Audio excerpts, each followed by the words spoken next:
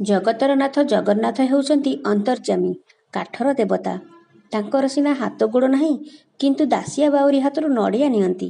ବନ୍ଧୁ ମହାନ୍ତିଙ୍କୁ ସୁନା ଥାଳିରେ ଅମୃତ ପରସନ୍ତି। ଆଖି ନାହିଁ କି କାନ ନାହିଁ, ସେ କିନ୍ତୁ ଲକ୍ଷେ ଯୋଜନ ଦୂରରୁ ଗଜକୁ ଉଦ୍ଧାରନ୍ତି। ମୃଗୁଣୀକୁ ବ୍ୟାଧଜାଲରୁ ମଧ୍ୟ ରକ୍ଷା କରିପାରନ୍ତି। ସେ ଅରକ୍ଷ ରକ୍ଷକ, ବିଶ୍ୱପାଳକ, ମଙ୍ଗଳମୟ, କରୁଣାର ସାଗର, ଦୁଃଖହାରୀ। ତାଙ୍କର ମହିମା, ମହାତ୍ମ୍ୟ ଓ ଲୀଳା ଅବର୍ଣ୍ଣନୀୟ। ତାଙ୍କ ପାଖରେ ଜାତି ଅଜାତି, ଛୁଆଁ ଅଛୁଆଁ ଏସବୁ କିଛି ନାହିଁ। ଯଦି କିଛି ଦେଖନ୍ତି, ତାହା ହେଉଛି ଭକ୍ତର ଭକ୍ତି ଓ ସମର୍ପଣର ଭାବ। ଆଜିର ଏହି ଭିଡ଼ିଓରେ ଆମେ ଆଲୋଚନା କରିବା ଭକ୍ତ ବଳରାମ ଦାସ ନିଜର ଭକ୍ତି ଓ ସମର୍ପଣ ସାହାଯ୍ୟରେ କିପରି ବଡ଼ଦାଣ୍ଡରେ ପ୍ରଭୁ ଶ୍ରୀ ଜଗନ୍ନାଥଙ୍କର ରଥକୁ ଅଟକାଇ ଦେଇଥିଲେ।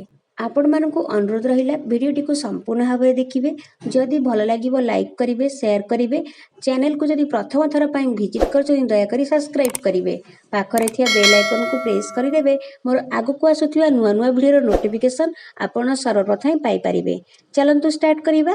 ନମସ୍କାର, ଜୟ ଜଗନ୍ନାଥ। ମୁଁ ଦୀପାଲି ଆପଣମାନଙ୍କୁ ସ୍ୱାଗତ କରୁଛି ମୋର ଏହି ଭିଡ଼ିଓକୁ।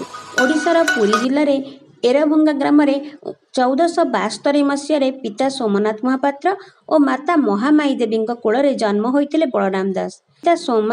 ପିତା ସୋମନାଥ ମହାପାତ୍ର ସେତେବେଳେ କଳିଙ୍ଗର ରାଜା ପ୍ରତାପରୁଦ୍ର ଦେବଙ୍କ ପାଖରେ ମନ୍ତ୍ରୀ ଥିଲେ। ପିତା ସୋମନାଥ ମହାପାତ୍ର କୁହନ୍ତି ବେଲେଶ୍ୱର ମହାଦେବଙ୍କର ଆଶୀର୍ବାଦରୁ ସେ ବଳରାମ ଦାସଙ୍କୁ ପାଇଥିଲେ। ଶ୍ରୀ ବଳରାମ ଦାସ ଛୋଟବେଳେ ଶୋଇଥିବା ସମୟରେ ଏକ ବିରାଟ ନାଗସାପ ତାଙ୍କ ଦେହ ପାଖରେ ଛାଇ ହୋଇ ରହିଥାଏ।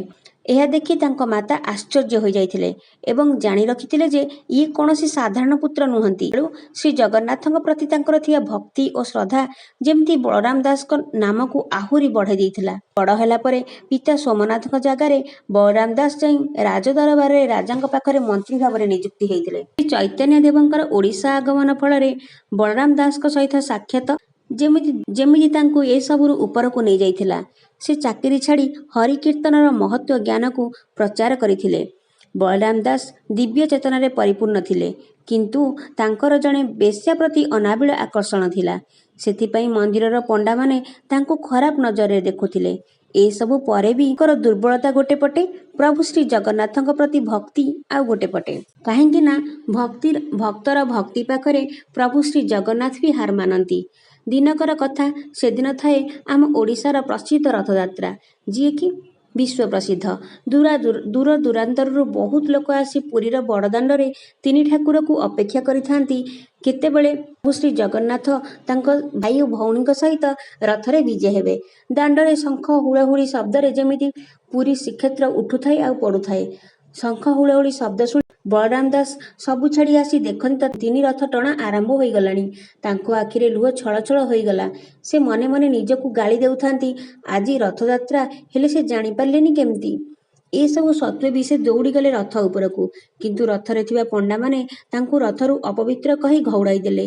ଏଇ ଦୁଃଖ ସହି ନ ପାରି ସେ କାନ୍ଦି କାନ୍ଦି ସିଧା ସମୁଦ୍ର କୂଳକୁ ଚାଲିଗଲେ। ସେଠାରେ ବାଲିରେ ତିନି ରଥ ତିଆରି କଲେ। ବଳରାମ ଦାସ ନାଚି ନାଚି ପାଗଳ ଭକ୍ତ ଭାବରେ ରଥ ଚାରିପଟେ ଘୂରି ବୁଲିଲେ। ମନେ ମନେ କାଳିଆ ଠାକୁରଙ୍କ ସହିତ ବଳଭଦ୍ର, ମା ସୁଭଦ୍ରାଙ୍କୁ ଭକ୍ତି ଭାବରେ ଡାକି ଆଣିଲେ ନିଜ ରଥକୁ। ପୁରୀର ବଡ଼ଦାଣ୍ଡରେ ରଥ ଅଟକି ଗଲା। ସତକୁ ସତ ଲକ୍ଷ ଲକ୍ଷ ଭକ୍ତ ଘୁଞ୍ଚେଇ ପାରିଲେନି ତିନି ରଥକୁ। ଯାହାଙ୍କର ଇଚ୍ଛାରେ ଏ ବିଶ୍ୱ ପରିଚାଳିତ, ତାଙ୍କୁ ପୁଣି କିଏ ଅଟକେଇ ପାରିବ? ରାତ୍ରିରେ ରାଜା ପ୍ରତାପରୁଦ୍ର ଦେବଙ୍କର ସ୍ୱପ୍ନରେ କାଳିଆ ଠାକୁର ଆସି ସ୍ୱପ୍ନାଦେଶ ଦେଲେ ଯେ ବାଙ୍କି ମୁହାଣରେ ମୋର ଭକ୍ତ ବଳରାମ ଦାସ ଅଛନ୍ତି। ତାଙ୍କୁ ଅପବିତ୍ର କହି ଯେଉଁ ଘଉଡ଼ାଇ ଦେଲ, ଏବେ ଯାଅ ତାଙ୍କୁ ସସମ୍ମାନେ ନେଇ ଆସ। ସେ ମୋର ରଥକୁ ଛୁଇଁଲେ ହିଁ ନନ୍ଦିଘୋଷ ରଥ ଆଗକୁ ବଢ଼ିବ। ରାଜପାଲିଙ୍କିରେ ବସାଇ ବଳରାମ ଦାସଙ୍କୁ ଅଣାଗଲା। ବଳରାମ ଦାସ ହାତ ଲଗେଇବାରୁ ହିଁ କାଳିଆର ନନ୍ଦିଘୋଷ ରଥ ଗଡ଼ିଲା।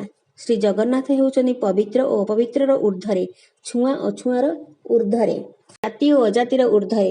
ସେ ଚାହାନ୍ତି କେବଳ ସମର୍ପଣର ଭାବ। ସେଥିପାଇଁ ସେ କୁରୁକ୍ଷେତ୍ରରେ କହିଥିଲେ, ସର୍ବଧର୍ମାନ୍ ପରିତ୍ୟଜ୍ୟ ମାମେକଂ ଶରଣଂ ବ୍ରଜ ଅହଂ ତ୍ୱଂ ସର୍ବ ପାପେଭ୍ୟ ମୋକ୍ଷୟିଷ୍ୟାମି ମା ଶୁଚଃ।